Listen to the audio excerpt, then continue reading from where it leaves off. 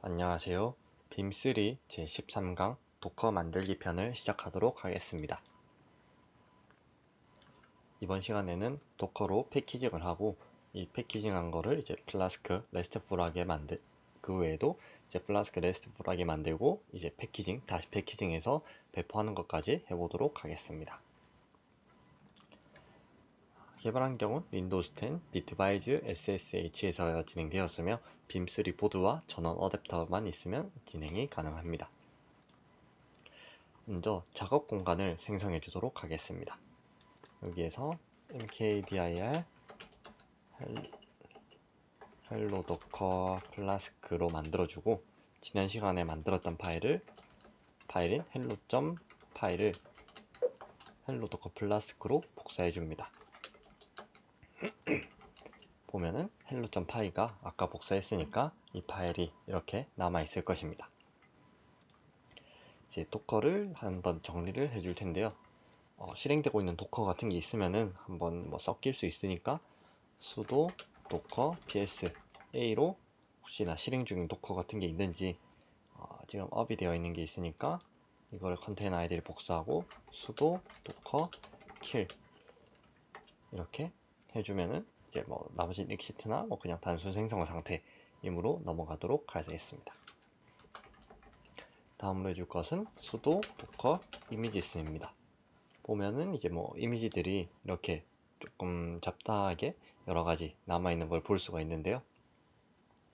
이거를 이제 그냥 다 지워줘서 좀 깔끔하게 만들어 보도록 하겠습니다. sudo docker container 풀은 이라고 해주면은 모든 정지된 이제 컨테이너를 정리하는 그런 과정을 거치게 되고요. 이거 이제 컨테이너를 정리하는 개념이고 이미지를 정리하는 거랑은 조금 느낌이 이미지로 인해서 만들어진 게 컨테이너니까 이제 컨테이너를 그렇게 해서 삭제를 한 것입니다. 도커 ps를 보면은 당연히 이제 컨테이너들을 정리했으니까 남아있을 거고 이미지들은 따로 정리를 안 했으니까 남아있을 것입니다. 이미지를 정리할 수도 있긴 하지만은 나중 편의성을 위해서 남겨주도록 하겠습니다.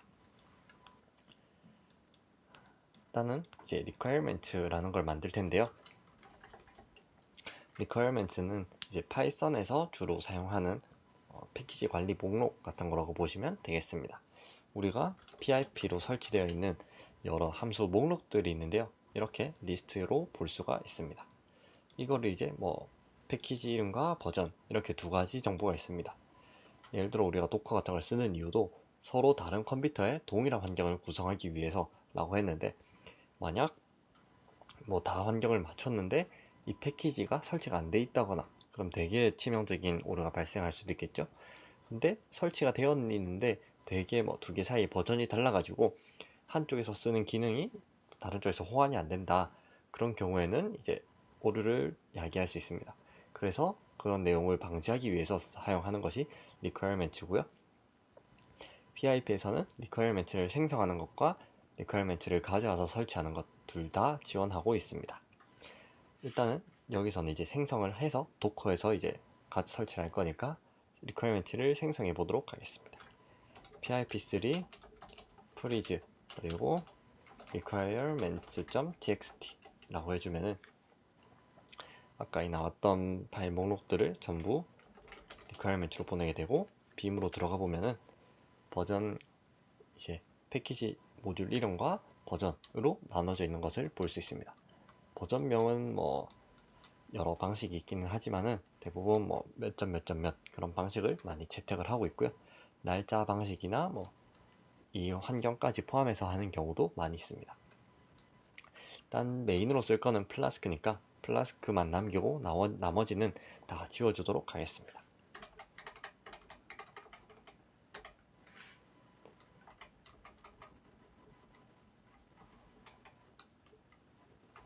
네, 다 지워주었고요. 만약 플라스크를 설치하는데 의존하고 있는 의존성 다른 패키지도 있다. 근데 여기 없다 라고 하면은 플라스크 설치할 때 이제 알아서 설치가 되니까 그냥 플라스크만 남기고 진행하도록 하겠습니다. WQ로 저장을 해서 나가준 뒤에 이제 도커 파일이라는 것을 만들겠습니다. 도커 파일은 도커가 실행될 때 어떤 동작을 할 것이냐, 이제 뭐 그걸 의미하는데요. 일단은 한번 빔으로 도커 파일을 만들고 보겠습니다. 도커 파일 안에는 이제 여러 명령어를 쓸 수가 있는데요. 일단 대표적으로 제일 처음 들어가는 게 from python-3입니다. 이거는 파이썬 3 이미지를 사용해서 만들겠다라는 의미가 되고요. copy 점 띄우고 다시 앱, 현재 폴더의 모든 내용을 앱으로 옮기겠다. 왜냐면 이제 다시 슬래시는 루트 이제 최상위 경로인데, 이렇게 쓰는 이유는 어차피 OS, 즉 이제 가상의 OS, 게스트 OS를 만들어서 띄우니까 루트 경로에다가 이렇게 이 뒤에 오는 슬래시 앱은 도커 컨테이너 안에 경로가 되고, 이 점은 현재 폴더, 즉 현재 폴더를 이 루트 경로의 앱으로 옮기겠다라는 의미가 됩니다. 다음 workdir을 슬래시 앱으로 지정해 줍니다. workdir은 cd라는 명령어, 그러니까 폴더 이동 명령어랑 비슷하다고 볼 수도 있는데요. workdir을 써주면은 이제 이 폴더를 작업 공간으로 설정을 하겠다라는 의미가 됩니다. 다음 run 명령을 이용해서 이제 명령어를 실행을 할 수가 있습니다. 처음 이제 파이썬 3는 있는데 플라스크는 없으니까 그걸 설치하기 위해서 아까 requirements를 만들었고요. 이 requirements를 이용해서 설치하기 위해선 pip3 install -r requirements.txt 라고 해주면은 requirements 파일을 읽어서 해당 거기에 적혀 있는 내용으로 이제 pip 설치를 할 것입니다.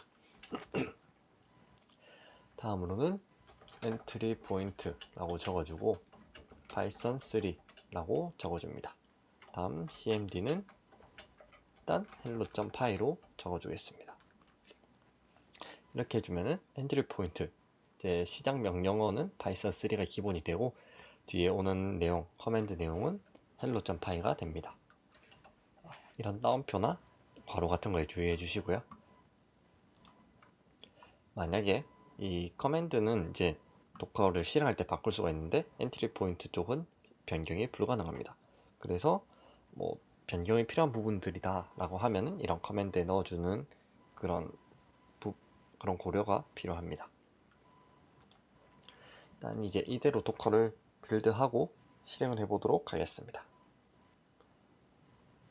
여기에서 WQ로 나가준 뒤에 도커 실행할 땐 반드시 sudo 명령을 붙여주시고요. sudo docker build 다시 t는 타겟입니다. my docker flask라는 이름으로 이제 해주고 버전 latest로 해줍니다. 내용은 현재 폴더를 기반으로 만들겠습니다. 그럼 from에서 이제 도커를 만들게 되는데요. 파이썬 3를 가져와서 이제 폴더를 앱으로 이동한 뒤에 workdir 작업 공간을 설정하고 pip3 명령어를 pip 인스톨을 진행합니다. 하면은 이렇게 쭉 설치가 진행된 것을 볼 수가 있고요. 빌드가 완료가 되면은 이제 엔트리 포인트로 이동해서 파이썬 3 명령으로 이 커맨드를 가져와서 실행하게 됩니다. 여기서 sudo docker ps를 보면은 아직 그냥 빌드만 하고 docker images로 보면은 이미지 아마 mydocker flask라는 게 생성되었을 것입니다. 54초 전에 생성된 것으로 나와 있고요. 이 도커를 이제 실행해 주게 됩니다. 이미지 이름은 mydocker flask라고 적어 주었고 run 이제 도커는 명령어는 쪽으로 조금 내려서 sudo를 붙여주고 docker run 다시 d는 백그라운드로 실행이라고 했습니다. 그리고 p를 해서 포트를 설정해 줍니다. 5000에 5000. 다음 이미지 이름은 mydocker flask가 되고 버전은 latest가 됩니다. 실행을 해주면은 도커 아이디가 나오고 PS로 보면은 mydocker flask가 이제 실행 중인 것을 볼 수 있습니다. 이쪽과 이제 통신을 해볼 텐데요. 통신하기 위해서 CURL, 이제 cur이라고 부르는 도구를 사용하겠습니다. cur은 데이터 전송을 위한 커맨드 라인 툴인데요. 우리가 보통 이런 웹사이트에서 보는 기능을 거기 사용합니다. 대부분의 이런 보는 기능은 이제 get을 통해서 지원이 되는데, 이쪽 이제 커맨드 라인 SSH 통신에서 이런 웹 쪽 통신을 이제 계속 이런 브라우저를 실행할 수 없다 보니까 데이터 전송을 위한 이런 HTTP 통신 같은 테스트 툴이 필요합니다. 그 테스트 툴로 유명한 것이 이제 CURL, curl이라고 하는 게 있고, HTTP나 HTTPS 혹은 FTP, 이제 FTP는 파일 전송을 할 때 사용되는 파일 트랜스퍼 프로토콜입니다. 이런 이제 여러 가지 프로토콜을 지원을 하는 도구입니다. 이 curl을 이용해서 테스트를 해보도록 하겠습니다. 어차피 이거는 이제 현재 가상 이미지로 연결되어 있으니까 CURL 127.0.0.1 이라고 하면 이제 로컬호스트, 즉 자기 자신을 가리키게 되겠죠. 그리고 뒤에 콜론을 붙여서 포트는 아까 5000번으로 열어주었습니다. 그러면은 헬로 월드라고 이렇게 나올 것입니다. 왜냐면 헬로 월드 빔에서 헬로 점 파일을 보면은 이쪽으로 들어왔을 때 헬로 월드를 리턴한다고 나와 있기 때문이죠. 테스트도 한번 입력해 보도록 하겠습니다. 네, 그러면은 요청이 완벽하지 않다라는 이유인데, 이제 이 CURL로 하는 거랑 이제 실제 브라우저 들어가는 거에 약간 차이가 있기 때문에 이런 에러가 나온 것입니다. 보통 이제 도커로 하는 경우에는 뒤에 보이는 것처럼 웹 호스팅을 위한 경우도 있겠지만은 여러 가지 방식으로 많이 쓰이는데요. 그 중에 하나가 REST라는 내용이 있습니다. REST는 Representational State Transfer의 약자인데요. 좀 해석하자면 유추할 수 있는 상태 전송, 그런 의미가 되겠습니다. HTTP 통신에는 여러 방식이 있는데 그 방식을 최대한 활용한 방식으로 활용하는 것으로 나와 있고요. 이런 건 이제 하나의 아키텍처, 즉 설계 방식의 하나로 보면 되겠습니다. 무상태, 즉 서버 쪽에는 아무런 상태를 저장하지 않는 것을 목적으로 하고 자원 기반의 구조, 그 외에 이제 아까 말했던 HTTP 메소드를 적극 활용하는 그런 방식으로 되어 있습니다. XML이나 JSON 형식으로 데이터를 주고받는데 요즘에는 거의 JSON 쪽으로 조금 가고 있는 것으로 생각됩니다. 사실 무상태라던가 이런 건 이제 추구하는 방향에 가깝고, 우리가 이걸로 뭘 할 수 있느냐라고 보는 게 제일 중요할 텐데요. 일단은 HTTP 메소드를 한번 보겠습니다. 이 메소드는 REST API를 설계할 때 제일 고려 많이 해야 되는 부분인데, 일단 기본적으로 보통 get, post, put, delete 이렇게 4개가 있습니다. 지난 시간에 보셨을 수도 있지만 post도 있긴 했었는데, get은 무언가를 요청할 때 사용을 하고, post는 생성할 때 사용을 합니다. put은 수정을 할 때 사용하고, delete는 뭔가 삭제하고자 하는 걸 의미합니다. 이게 여기서 말한 이제 메소드를 적극 활용한 그런 구조가 되고요. 이제 이런 걸 이용해서 상태를 서버에서 저장하지 않고 사용자가 이제 다 넘겨주는 것을 목적으로 하고 있습니다. 포스트랑 풋을 보통 많이 헷갈리기도 하는데, 이 두 개 차이라고 하면은 풋은 식별자를 반드시 필요로 합니다. 예를 들어서 새 글을 쓴다 라고 했을 때 색을 이렇게 3번 보내면은 새로운 글이 3개 생성될 것입니다. 하지만 풋은 식별자를 보냅니다. 예를 들면 새 글이 아니라 1번 글을 쓴다 라고 되겠죠. 만약 1번 글이 없다면은 1번 글이 생성이 될 거고, 1번 글이 이미 있다면은 그 1번 글이 수정되거나 혹은 내부 처리에 따라서 덧붙여지거나 그렇게 될 것입니다. 그게 이제 가장 큰 차이점이고, 보통 풋을 수정이라고 많이 표현하는데 없을 때는 생성하는 역할도 같이 겸하고 있습니다. get은 이제 데이터를 받을 때 서버에 저장되어 있는 데이터 같은 받을 때 쓰고, delete는 뭔가 삭제하고자 할 때 사용된다고 보면 되겠습니다. 그래서 이제 RESTful이라고 같이 나오는데, RESTful은 REST 방식을 최대한 활용하는 그런 의미를 가지고 있습니다.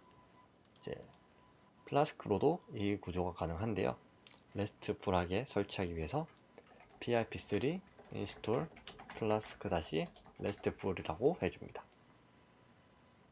물론 우리가 기본적으로 썼던 플라스크에서도 REST 메소드를 구분을 해서 받을 수도 있지만은 사실 hello.py를 보면은 이렇게 메소드를 구분해서 받을 수 있습니다. 근데 만약에 한 URL 쪽에서 get을 받았을 때, post를 받았을 때 처리를 다르게 하고 싶다, 그런 경우가 있을 수 있습니다. 물론 아까 봤던 4개 외에도 그게 7개 정도로 나누는데, 그거에 대해서 각각 이제 쪽에서 메소드를, 만약 메소드가 post면 이렇게 쓰진 않지만 이런 식으로 해서 한다 그러면은 좀 비효율적이라고도 생각될 수 있을 겁니다. 그래서 RESTful하게 설계를 하는 방법이, 설계하기 위해서 이제 flask-restful이라는 모듈을 사용하게 되고요. 그러다 보면은 아까 말씀드렸듯이 나오는 게 URI라는 게 있습니다. 이쪽을 보면은 이제 여기 그냥 슬래시 테스트 슬래시 데이터 같은 내용들이 있는데, 이런 것도 다 URI에 포함되게 됩니다. URI는 Uniform Resource Identifier의 약자로 통합 자원 식별자를 의미합니다. 보통 RFC 3986-URI에 대해서 표준으로 되어 있고요. 보통 이보다 과거에는 제일 과거가 URN, 그 다음 URL로 갔다가 현재 URI까지 넘어왔습니다.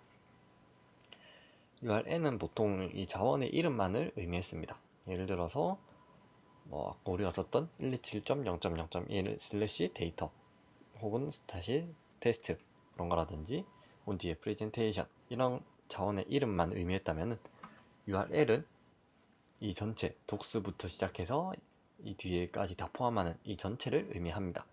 즉 주소가 되는데요. 이 주소 URL에서 URI로 넘어오게 된 계기가 이 주소가 바뀌는 경우가 상당히 빈번하게 있습니다. 예를 들어서 여기선 이제 테스트인데, 이 테스트를 테스트가 아니라 샘플 이렇게 바꿀 수도 있겠죠. 이러면 URL은 바뀌었습니다.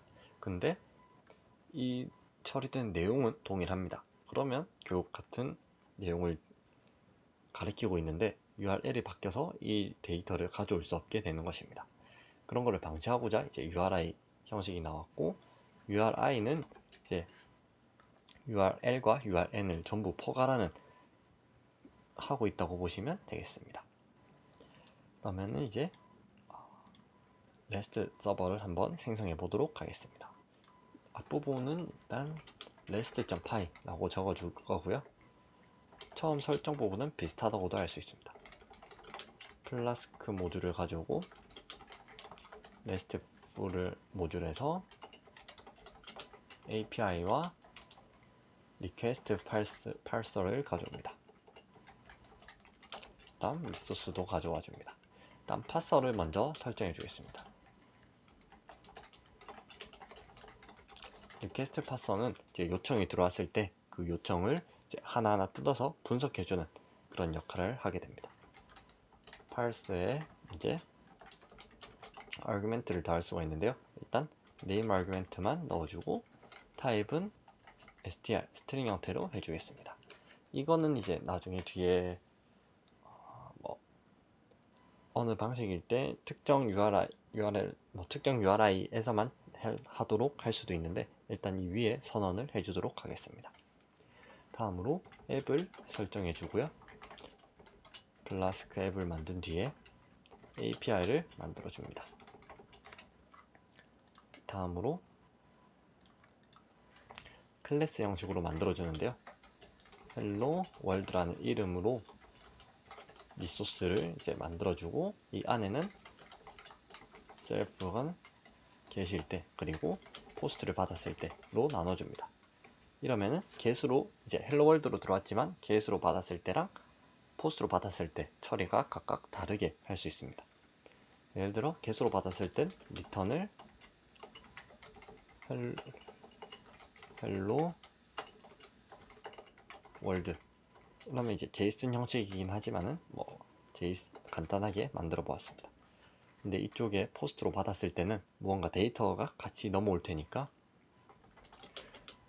parser에서 아규먼트들을 가져옵니다. 여기서 이제 위에 name이라는 아규먼트를 가져온다고 했으니까 아규먼트에서 name을 가져오고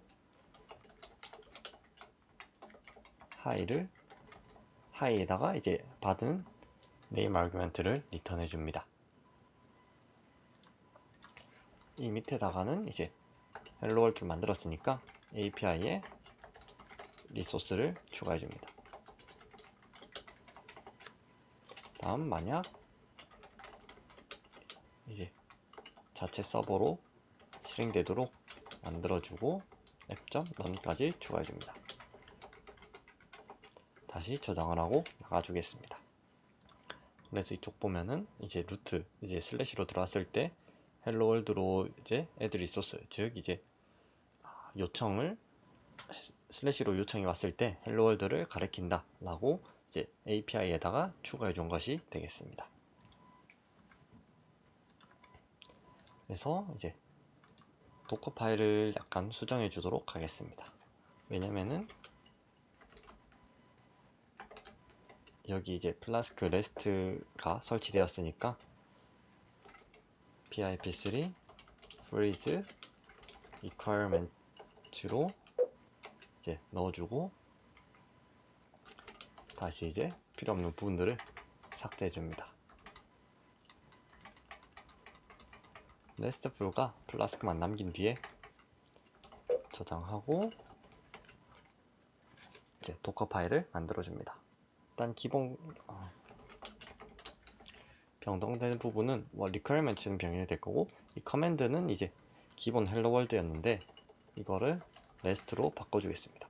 사실 커맨드는 뒤에 입력해 주는 것 따라서 바꿀 수 있기 때문에 반드시 바꿀 필요는 없지만은 편의를 위해서 바꿔 주었습니다. 다음에 이제 도커 열려있던 도커를 종료를 해주겠습니다.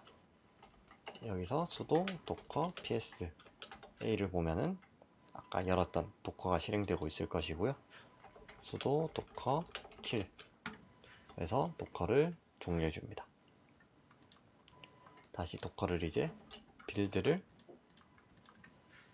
해주고, 이제 빌드는 requirement 설치하는 거 외에는 그게 이제 오랜 시간이 걸리지는 않습니다. 다음 똑같이 도커 플라스크 마이도커 플라스크란 이름의 레이티스트 버전을 이제 백그라운드로 실행하고 2000번 포트로 연결해 줍니다. 이거를 이제 실행하면은 실행이 되었고요. 컬 명령으로 확인해 보겠습니다. curl 127.0.0.1 그러면 헬로 월드가 이제 리턴이 오고 컬을 이제 붙일 수 있는데요. 127.0.0.1에 다시 d를 붙이면은 이제 데이터를 보내고 포트 형식이 됩니다. 네임을 beam3로 해서 보내보겠습니다. 그러면 hi beam3로 온 것을 볼 수 있습니다. 분명 똑같은 URI로 보냈는데 이제 데이터가 있냐 없냐 따라서 다른 처리를 한 것을 볼 수 있습니다. 이렇게 이제 REST API 서버도 만들 수 있다는 것을 확인해 보았습니다. 그럼 이것으로 제 13강 도커로 이제 플라스크 서버 제공하는 것을 만드는 것까지 해보았습니다. 감사합니다.